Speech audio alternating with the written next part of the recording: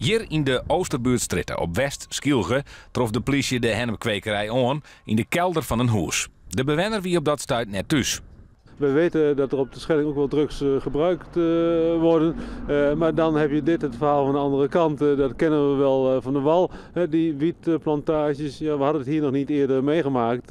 En dat willen we ook niet, want we koesteren hier een veilige woonomgeving. En daar genieten ook onze klanten, onze gasten van. Dus dan wil je niet met dit soort dingen geconfronteerd worden. De politieonderzoek gaat intussen verder. De zoonman die het deze week aanhouden binnen, wordt verdacht van handel in hennep en ecstasy.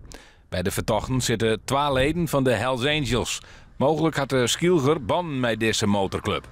De eilanders willen net reageren op het verhaal. Ze vertellen mij dat als ze wat sissen, dat onder een vergrutleerslijn wordt en daar willen ze dan misschien op aanrekenen. De meningen worden verdeeld. De een zegt van, ja, dit is de grote wraad en die is ook op Skilge. Hier gebeurt van alles.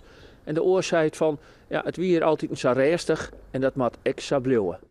En daarom wil de burgemeester deze zaak in de kiem smoren. Hij had het voor om de wenning te sluiten en zal dat naar alle gedachten nek doen. Die hennepteelt en die drugshandel, die gaat gepaard met een heleboel geweld en criminaliteit. Even los van allerlei verslavingsaspecten. En dat wil je niet en dat wil je zeker niet in zo'n kleine gemeenschap als hier op de Schelling. Aan de andere kant kun je ook zeggen, ja, op een festival gebeurt het warm net op Skilge. Nou ja, het is natuurlijk toch wat lastiger hier met die bootverbindingen. Maar ja, je ziet dat het kan.